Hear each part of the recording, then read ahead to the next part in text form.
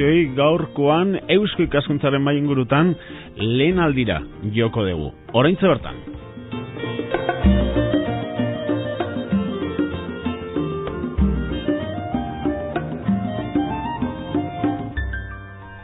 La peste en la Vitoria del siglo XVI es el tema que vamos a tratar hoy en las tertulias de Eusko Ikaskuntza, Sociedad de Estudios Vascos en Radio Vitoria. Muy buenas noches a todos y todas, y en los próximos minutos más datos sobre lo que ocurrió hace ya unos cuantos años, aquí en la capital alavesa.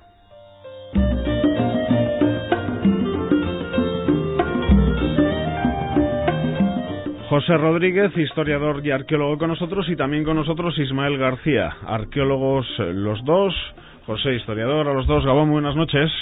Hola, buenas noches. Bueno, ¿por qué os tenemos clasificados en Radio Vitoria? Desde luego que a Isma por la muralla, trabajos en el casco histórico. José, tú también me suenas.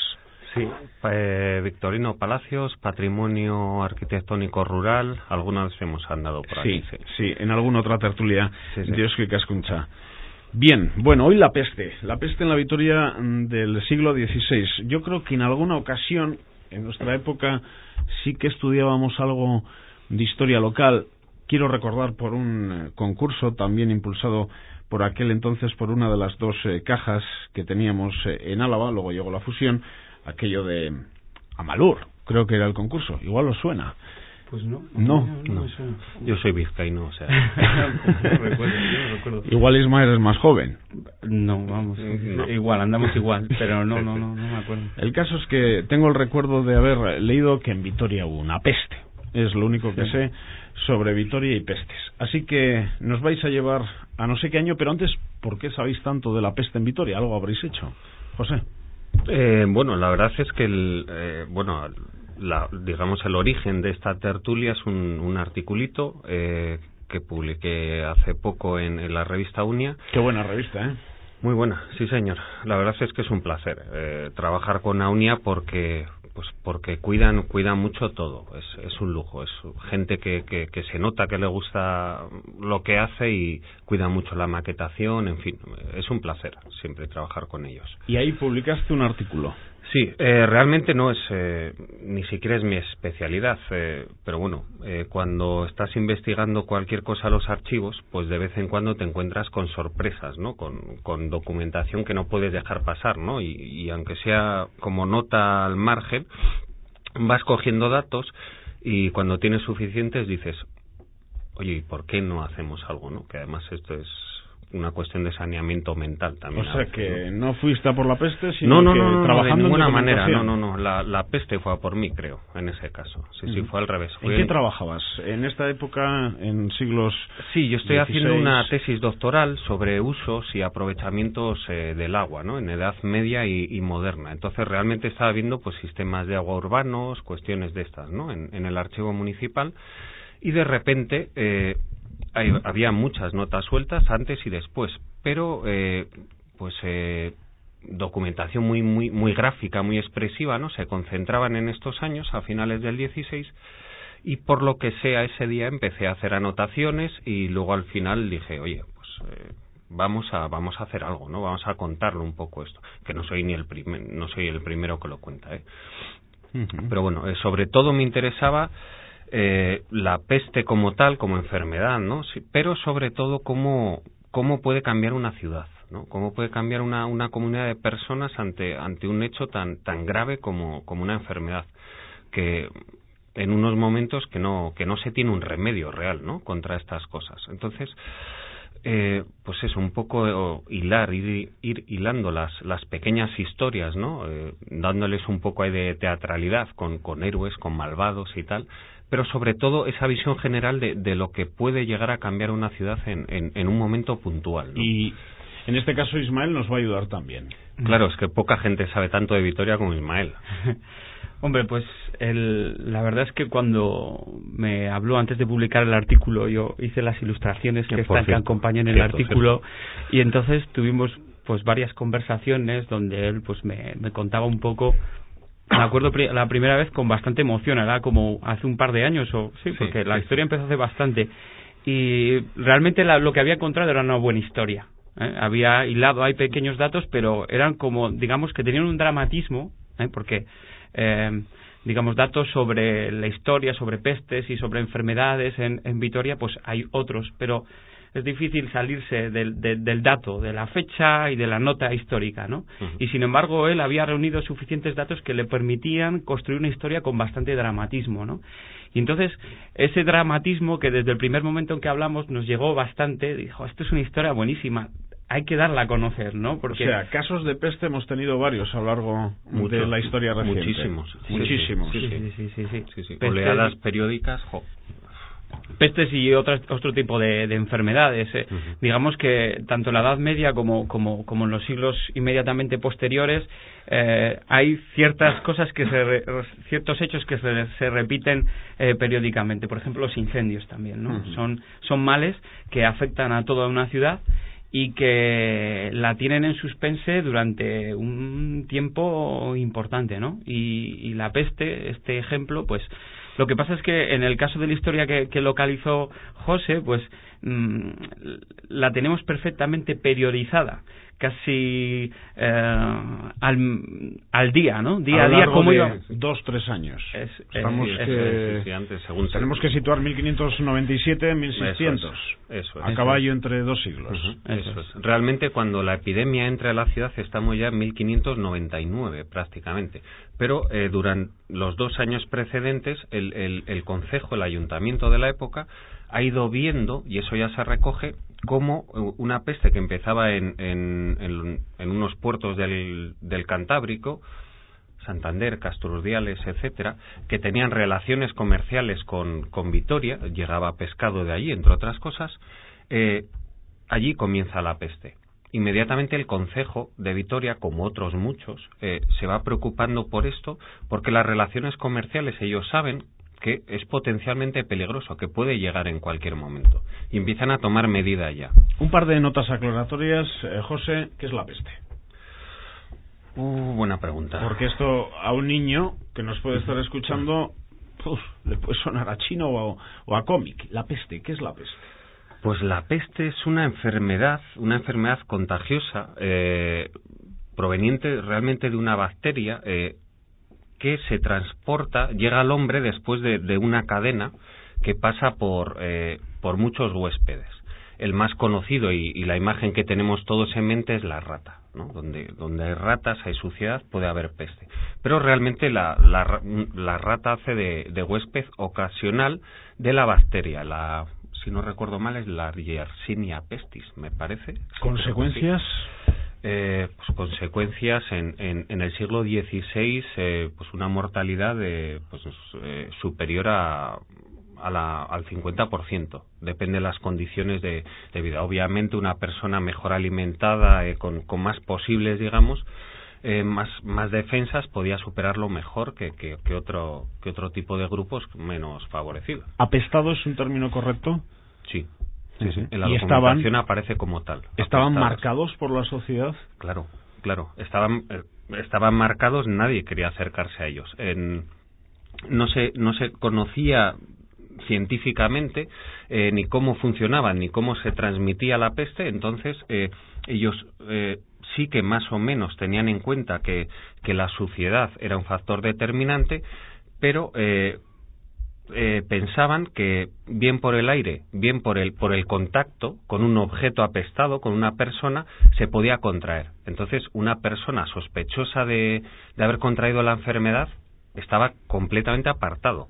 ¿Existían tratamientos médicos en la época, Ismael? No existían los tratamientos médicos adecuados porque realmente no se conocían los principios por los que funcionaba la enfermedad. Tenemos que hacernos idea de que, pues como bien ha dicho José, estamos hablando de una enfermedad que es una bacteria, etc.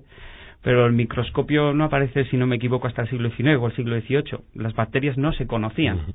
Pero entonces la gente sin tratamiento no se sabía el origen, pues lo máximo que se hacían son sangrías, etcétera, pues como para tratarlo, pero digamos que lo único que podía servir o tener una cierta efectividad era la prevención. Y la prevención funcionaba en base pues a alejarse de esa gente como un principio básico, y alejar a la gente sana de la gente enferma, ¿no? Si no me equivoco, en estos datos, en esta peste de 1500 y pico en Vitoria, hubo algunas familias que expulsaron de la ciudad incluso. Sí, pero las confinaban en ermitas o en casas, la casa de Olarizu, por ejemplo. Extramuros, lejos.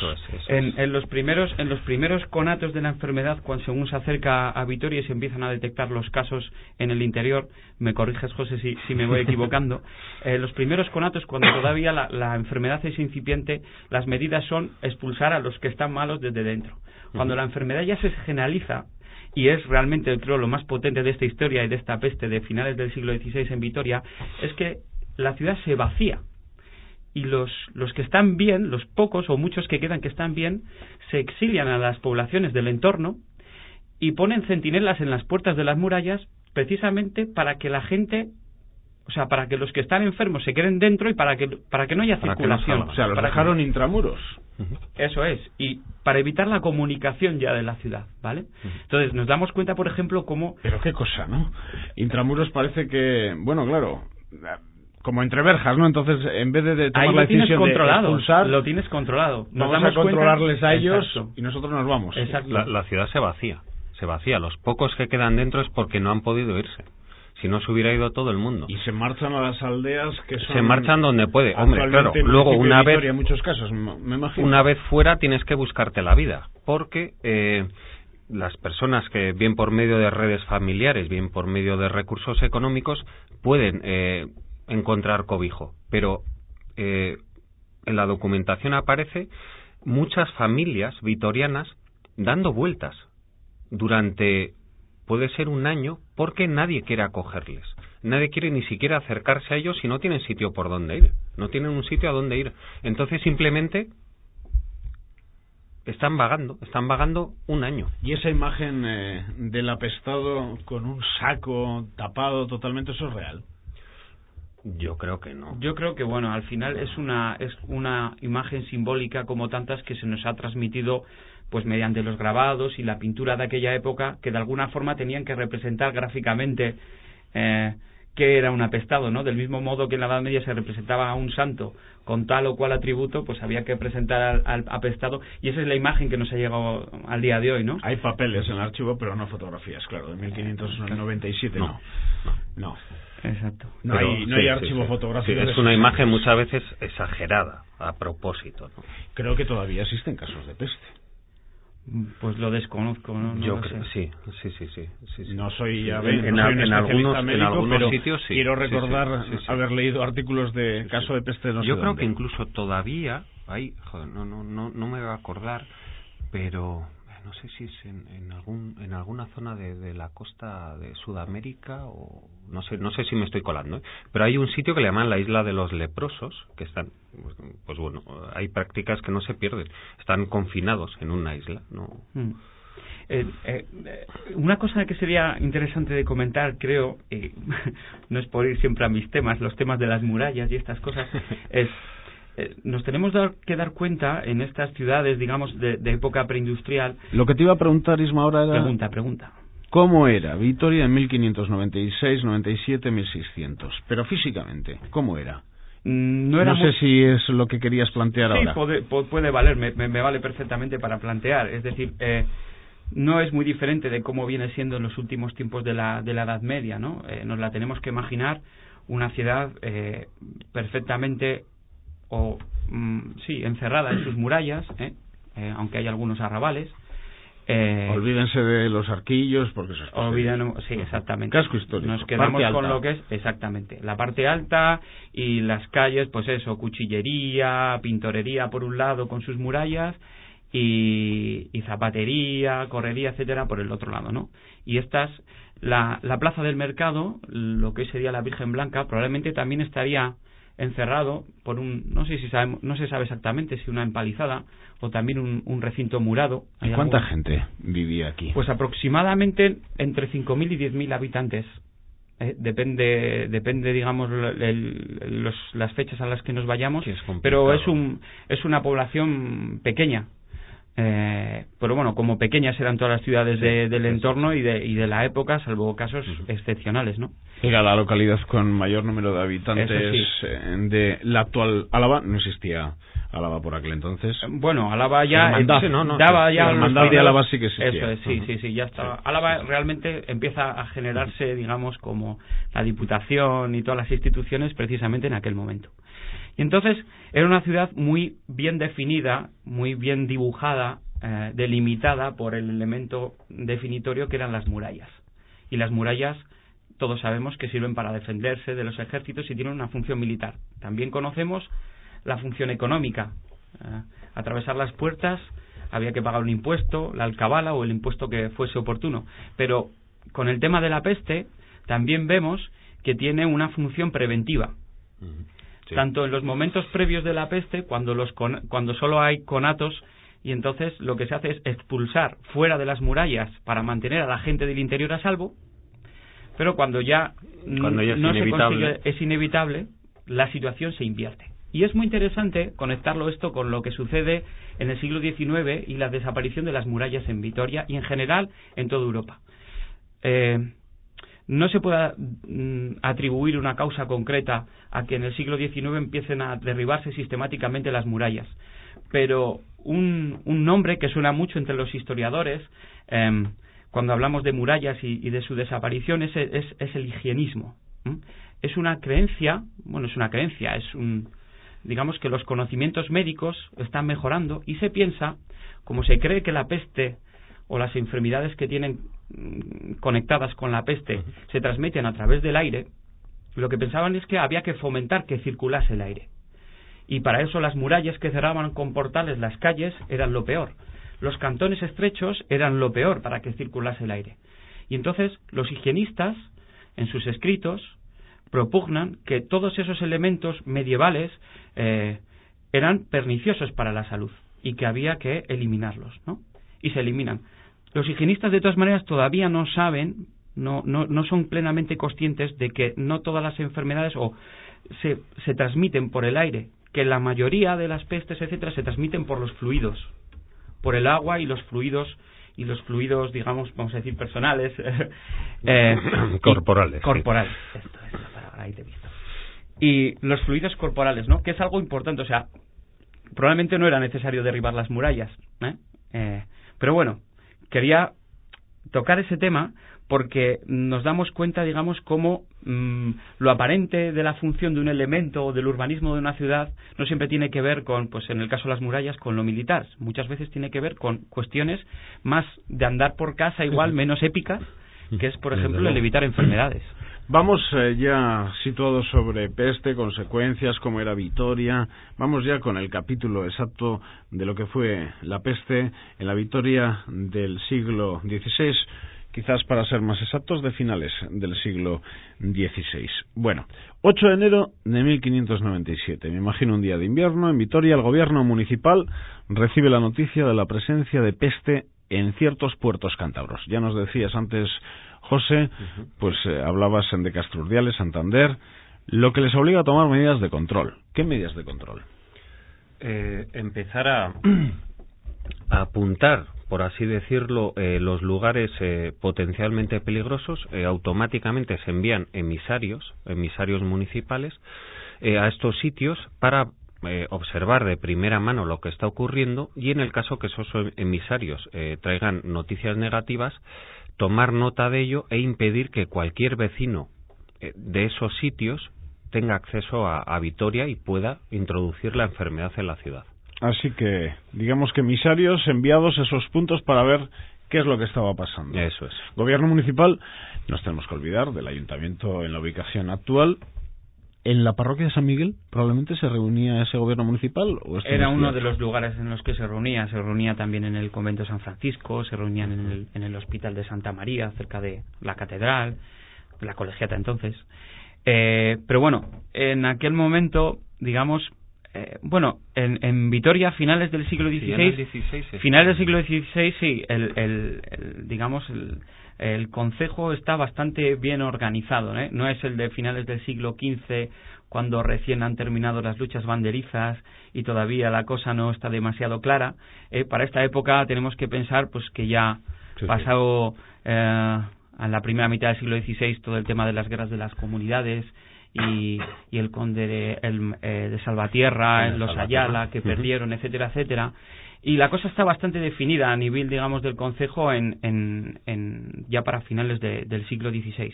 Estaban organizados. Sí, y ya había incluso bastantes ordenanzas que estructuraban o trataban de organizar cuestiones, por ejemplo, de higiene. Hay muchas ordenanzas ya para entonces. Es básica. Eso es, que muchas veces tendemos a pensar en estas épocas, sobre todo ya si nos vamos a la Edad Media, pero aún en el siglo XVI tendemos a pensar en estas épocas preindustriales como épocas de suciedad, donde la gente no tiene ninguna higiene, y es evidente que la higiene no es la misma que la que tenemos en la actualidad, pero tenemos que pensar también que es una época en la que la gente está empezando a concentrarse. Las grandes concentraciones humanas se están empezando a formar en aquel tiempo. ¿Cómo subían agua? ¿Había agua en la parte alta?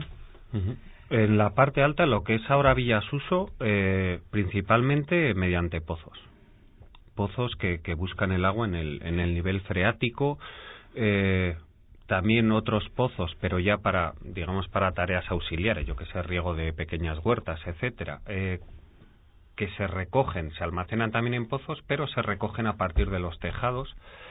Pero bueno, las corrientes principales de agua, digamos que Vitoria, alrededor de las murallas, tenía dos corrientes importantes. Una es el Zapardiel, que ahora está... Siervas. Eso es, a la altura de lo que ahora es Siervas, el que está, lo que ellos le llamaban embocinado, está encauzado subterráneamente, y por el otro lado había otra corriente de agua artificial, que venía de la zona de Olariz y Mendiola, desde el siglo XIII, conocido como el cauce de los molinos, que todavía creo que por la zona de, pues yo no sé si es Adurza, me parece hay una calle, ¿no? La calle del Cubo, por ejemplo. La calle del Cubo también, porque había un molino. Porque había un molino, sí. Eso era paso de agua, calle del Cubo. Eso es. Las murallas, tanto por el este como por el oeste, a los pies, de hecho hasta el siglo XIX, uno no podía entrar en Vitoria si no era por un puente, que es curioso, es muy curioso. Sí, exactamente, pequeños puentes. Sí. ¿Qué información traerían, no sé si podemos saberlo, aquellos emisarios? Pues en el caso que nos tiene hoy ocupados, malas. Los emisarios una y otra vez, con diferentes ritmos, pero digamos que más o menos siempre traen noticias negativas. Esta oleada de peste se va acercando, se va expandiendo, se va acercando. Entonces, en un momento dado, digamos, automáticamente el concejo de Vitoria va rompiendo relaciones comerciales con todos esos sitios. ¿Se extendió por la costa o también por el interior? Hacia el interior también. Hacia el interior, sí, hacia el interior también. Sí. Primero, digamos que antes que Álava, se extendió por Vizcaya y Guipúzcoa, y luego también llegó a Álava. Entonces, claro, mientras ellos creen, el ayuntamiento cree que pueden evitar la entrada de esta enfermedad. Pero claro, hay que evitar la entrada de un caso, porque ya con un caso tenías un problema. Eso es.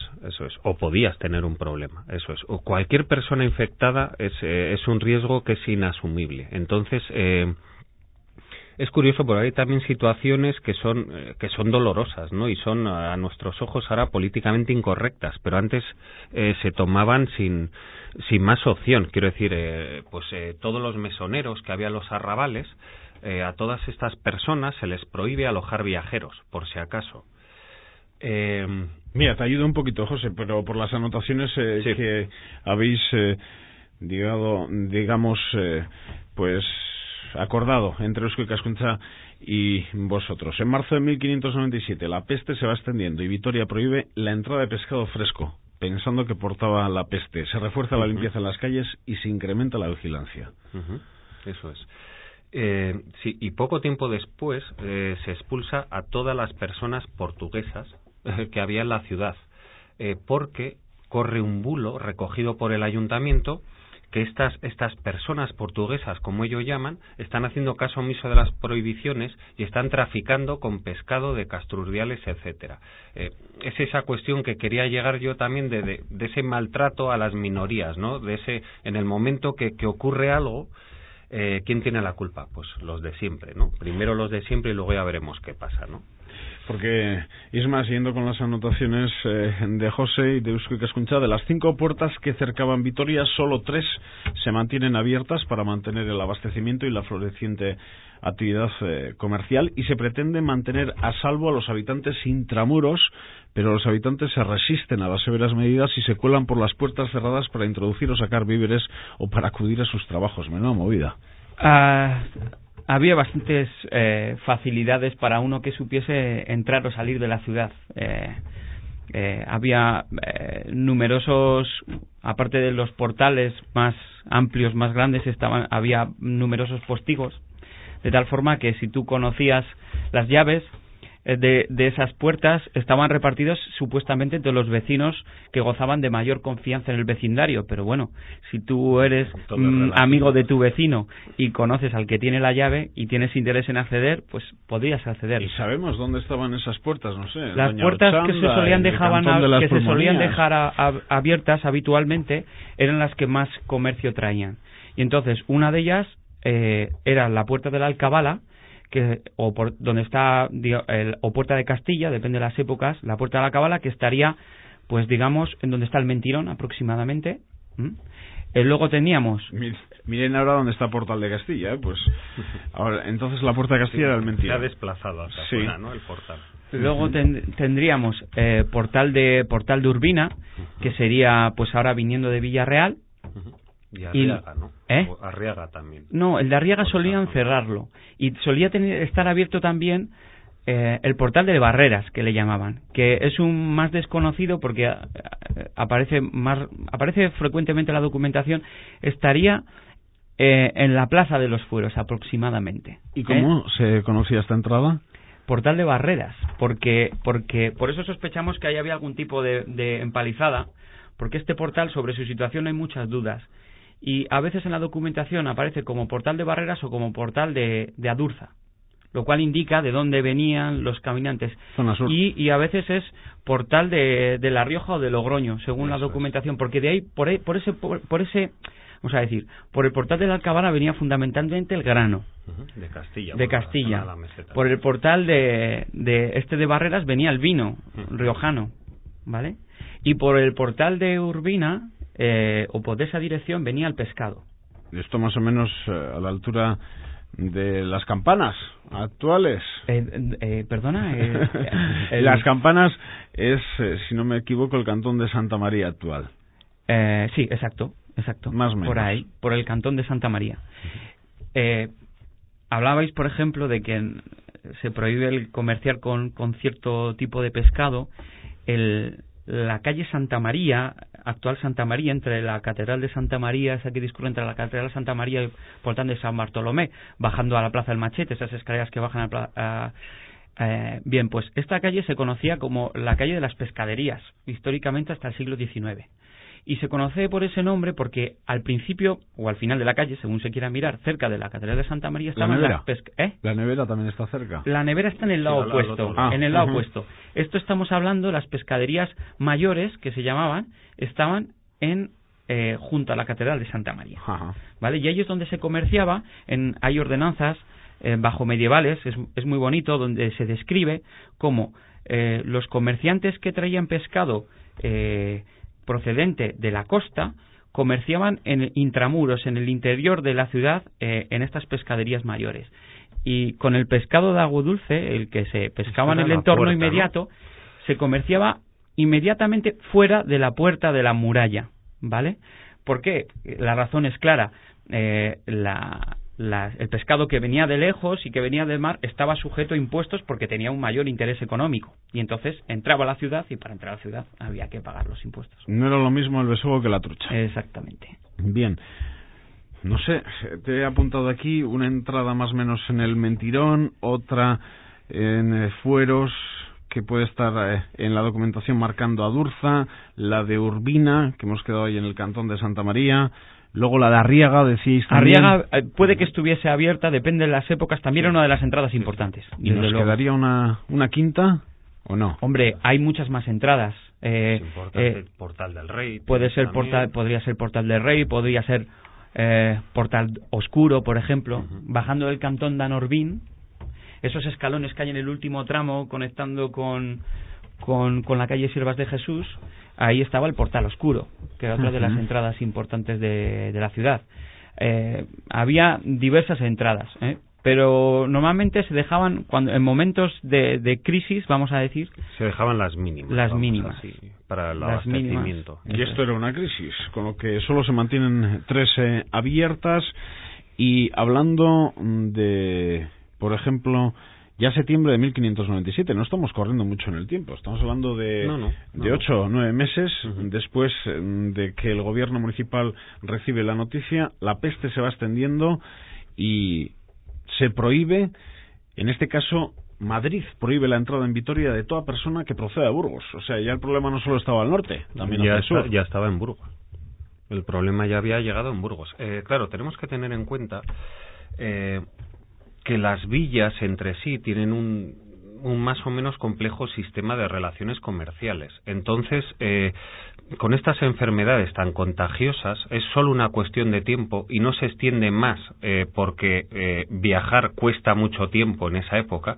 Si estuviéramos hoy en día sería terrible con todos los medios de transporte que hay, pero es una cuestión de tiempo que se vaya extendiendo a unos sitios u otros. ¿Cómo se extiende en la península esta peste de 1597? ¿Tenéis algún tipo de documentación? Pues lo cierto es que más al sur de Madrid le pierdo la pista.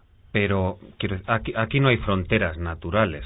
Seguramente se extendió mucho más al sur. Lo cierto, yo he llegado a las puertas de Madrid. Ya más abajo de eso, claro, yo he revisado la documentación municipal y ya no les interesa. De hecho, la documentación municipal lo que les interesa es su problema.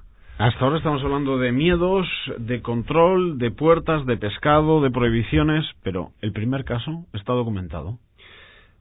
Sí. Es una persona, creo recordar, no tengo el artículo ahora y tampoco no me funciona muy bien la memoria a corto plazo, pero no sé si es una persona. Yo tengo aquí 1598, Betoño, Lorriaga y Ascarcha, primeros casos. Claro, esos son antes de entrar en la ciudad. Digamos que va transitando por los pueblos de la jurisdicción, ¿no? Estas aldeas no tienen. Pues ya no estaban seguros ni fuera ni dentro. Eso es, no tiene los mismos sistemas de prevención que pueda tener Vitoria, ¿no? Entonces, digamos que primero sufren la peste todos los sitios de la jurisdicción, ¿no? Y, por supuesto, nadie de estas aldeas puede entrar en la ciudad. A la ciudad llegará posteriormente cuando las aldeas de la jurisdicción ya están libres. De hecho, se da un proceso a la inversa que es bien bonito. Es decir, primero la ciudad maltrata, digamos, a sus aliados, ¿no? A las aldeas cercanas y a los molineros de Treviño, ¿no? Que parte del grano de Vitoria se muele en Treviño. No quieren saber nada de ellos cuando son sospechosos de tener la peste.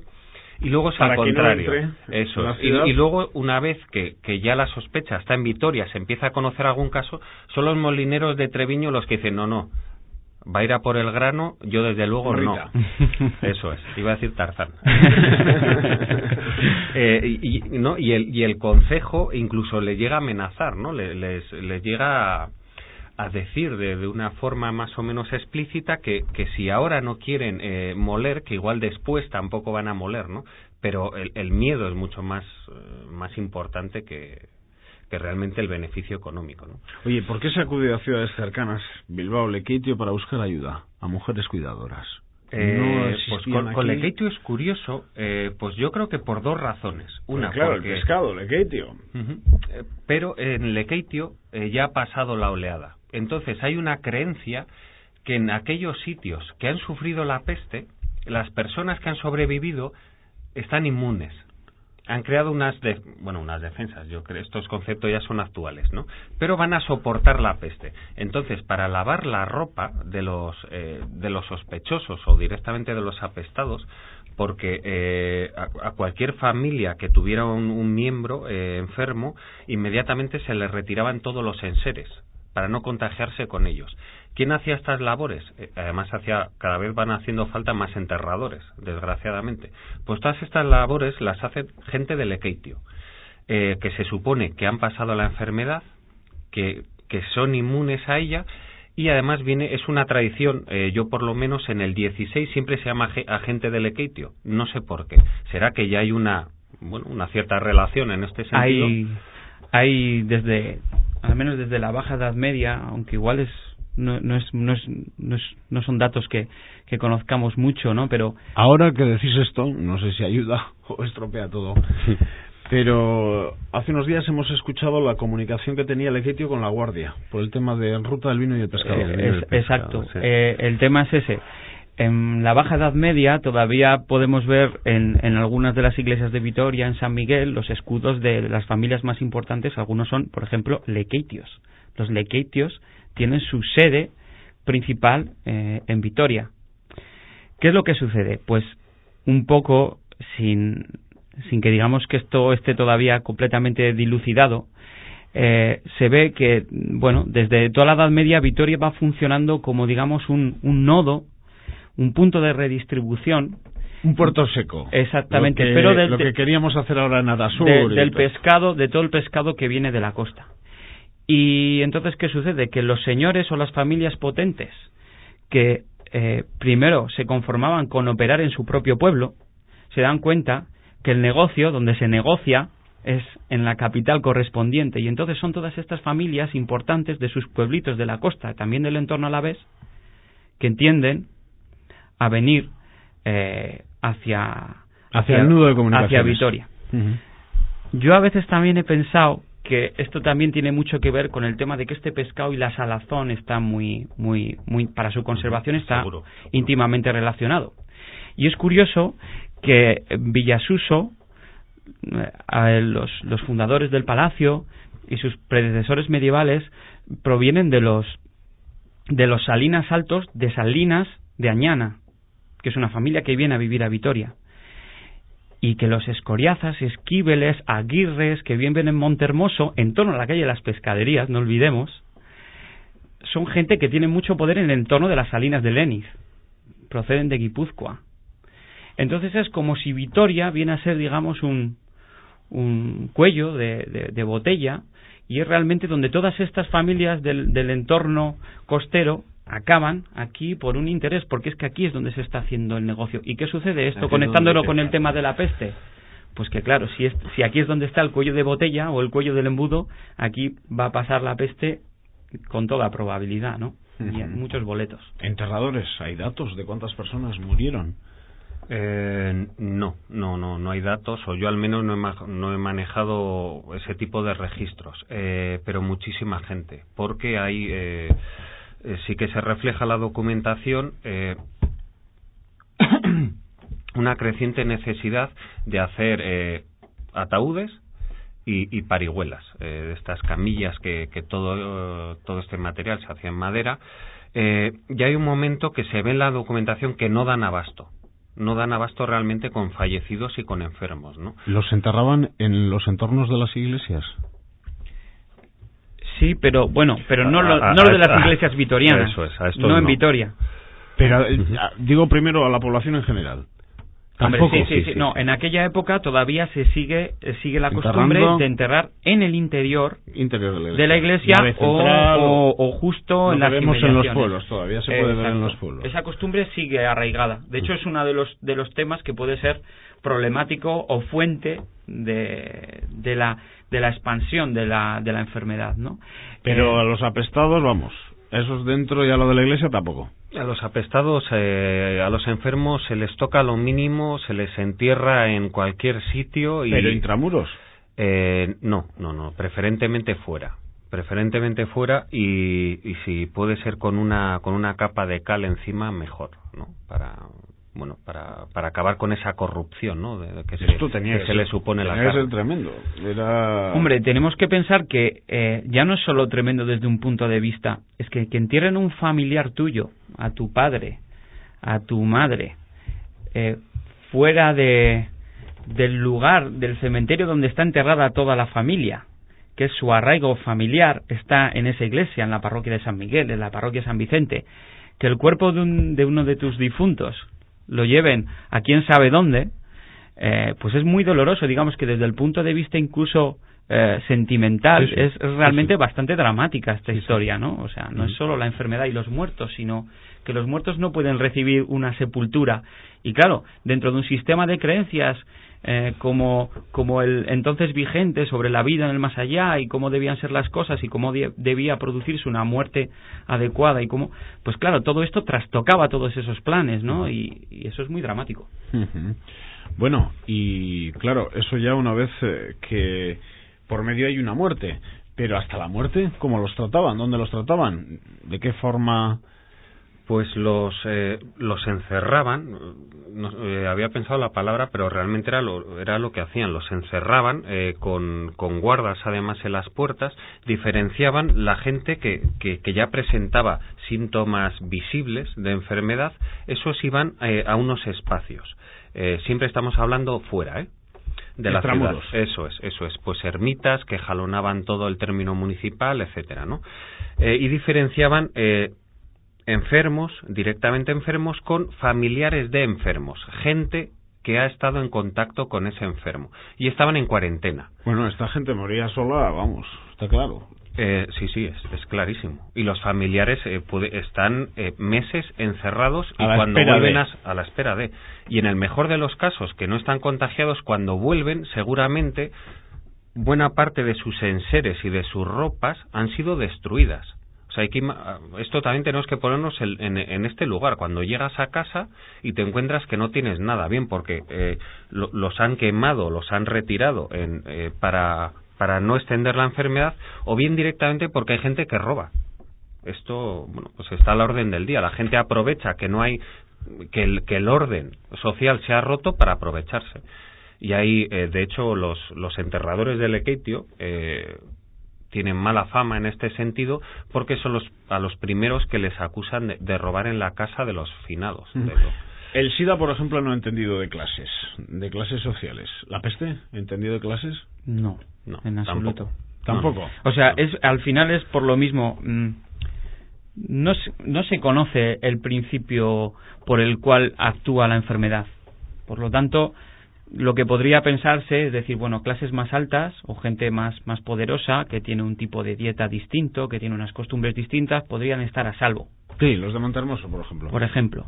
Pero sabemos, por ejemplo, comentaba antes, cuando se descubrió... Qué sociedad, ¿verdad? Porque aquello tenía que ser tremendo. Comparar la vida de los de Montehermoso con los de cualquier casa, yo que sé, por ahí, por la judería... A ver, a sus ojos seguro que era algo muy distinto. Un abismo les separaba. Sí. A nuestros ojos... Vamos, como margen derecha y margen izquierda, pero a lo bestia. Sí, bestia. A nuestros ojos, pues los vemos no tan distintos, ¿no? Porque incluso la vida de un noble o de un notable era mucho más sacrificada que la que podría ser en la actualidad. Y las comodidades... Pero por una vez tocó en Palacio también. Sí, seguro. Sí, ahí no había distingos, La cuestión es, no sé... Era muy difícil poner barreras y límites por esto que hemos hablado del comercio, por los contactos que tienden a seguir manteniendo las personas por muchas prohibiciones que les pongan. Y incluso, pues bueno, la peste también tenía una forma de entrar que era a través del agua, precisamente. Y como hemos comentado al principio, había 2 cauces de 2 ríos que iban en el entorno de la ciudad y que lo rodeaban, ¿no? Estos también son medios de transmisión potenciales de la peste. Pensemos, por ejemplo, yo tengo en mente ahora datos de finales de la Edad Media en Vitoria, en que existían un tipo de instalaciones en la zona de la Plaza del Mercado, en torno al Arrabal, por donde el Mentirón actualmente, que eran las adoberías, que era el lugar donde se trabajaba con el tejido y se trabajaba con telas y, bueno, digamos que eran profesiones y es un tipo de artesanía que creaba mucha suciedad, ¿no? Y entonces los vecinos, que estaban aguas abajo del Zapardiel, se quejaban muchísimo de la suciedad que les llegaba procedente, digamos, de lo que estas industrias generaban, ¿no? Entonces el ayuntamiento, una de las medidas que toma el concejo es obligar a la trasladación de estas adoberías claro, hacia el portal de Arriaga, ¿vale? Para que los vitorianos que viven en ese trecho del Zapardiel no sufran. Los de la zona de los de esa zona. ¿Quiénes son a partir de entonces los que empiezan a protestar por ese mismo tema? Los vecinos de Arriaga. Claro, a lo que le por lo llega. mismo. Entonces, imaginémonos, como ha dicho antes José, el agua que viene de Olarizu, desde la Edad Media, ¿vale? Basta que un apestado tuviese necesidad de hacer aguas mayores o menores en torno al río cerca de su pueblo, que se hacía y con toda naturalidad, que lo hiciesen en medio del agua y que ese agua acabase en el entorno de Vitoria para que la peste entrase en la ciudad. Bueno, una grave crisis, desde luego en la ciudad por aquel entonces. Tenemos 3 minutos y medio. ¿Cómo se le dio carpetazo a esta situación? ¿Cómo Vitoria recuperó la normalidad y ya no tuvo enterradores, muertos, pillaje, ciudad semivacía? ¿Cómo se recuperó la normalidad? Pues desaparece. Digamos que el ciclo de la enfermedad ha alcanzado ya el punto álgido. No hay más contagios. La gente que está contagiada o ha muerto o ha conseguido superarlo. Y paulatinamente, digamos que toda esta tropa de gente, todo este grupo que están por fuera, porque no quedan ni los del ayuntamiento, aquí se ha ido todo el mundo que puede, se ha ido, van volviendo poco a poco a la ciudad, sanos, los casos van disminuyendo paulatinamente y se recupera la normalidad. 2-3 años después. Inmediatamente, digamos que para 1500... que el periodo del que hemos hablado entonces son 2-3 años. Sí. Realmente el periodo fuerte de contagio es un año, en lo que es ya una vez dentro de la ciudad. 1599 es el periodo fuerte. Para 1600, todo lo que antes era tan dramático en la documentación desaparece. Es como si no hubiera ocurrido nada. El poder aniquilado de este tipo de enfermedades es tal que los que enferman mueren y por lo tanto llega un punto, digamos, clímax en la que ya no se puede contagiar gente porque los contagiados han muerto tan rápido que ya llega un momento que se para casi por completo. Es como cuando hay un incendio, el fuego realmente solo está en el frente del incendio, no está en el resto del bosque. La parte que está quemada ya está quemada y está perdida, ¿no? Es el frente el que sigue activo, ¿no? ¿Qué esperanza de vida tenían? Hombre, comparado con ahora, poquísimo. De todas formas, esto... Había gente que llegaba muy mayor, a edades incluso como las actuales, pero no era lo general. Lo habitual pues podríamos entrar en torno a los 40 años y luego hay que tener cuidado porque, claro, la esperanza de vida, había mucha mortalidad infantil y eso también baja la esperanza de vida. El que pasaba de los 5 años podía llegar perfectamente a los 70, ¿no? Tenemos la creencia de que todo el mundo al llegar a los 40 estaba ya en las últimas y no es así. Ahora que tengo unos personajes pequeñitos que están estudiando cuándo se creó el universo, pues esto pasó ayer, hace 410 años. Ayer. Ayer mismo. 410 años no se puede repetir, 410 años más tarde, ¿no veis? Después ha habido más pestes. Sí. Y vamos, hemos tenido la última alarma roja, pues la gripe A. Sí, pero bueno, yo estoy pensando en mis abuelos que alguna vez ya me han hablado de tuberculosis y de cosas de estas que parecido, y no hace tanto, vamos, estoy hablando de mis abuelos, así que no... Sí. ¿Se imaginan? Bueno, mejor no imaginárselo. La peste en la Vitoria del siglo XVI, con José Rodríguez e Ismael García. Da para mucho, para una visita guiada, para una película, para un artículo de momento. Yo lo que les recomiendo es que si tienen acceso a la publicación a UNIA, se hagan con ella, porque la verdad ahí se pueden aprender muchísimas cosas de todo lo que nos rodea, de la realidad más cercana, de la historia de nuestro pueblo. Bueno, pues José Rodríguez y Ismael García, los dos, eskerrik asko, muchas gracias. Venga, soy. Gracias, hasta la próxima. Badakizue, datorren asteburuan beste gai bat, hemen Radio Vitorian, Eusko Ikaskuntzaren Mahaingurutan. Aio.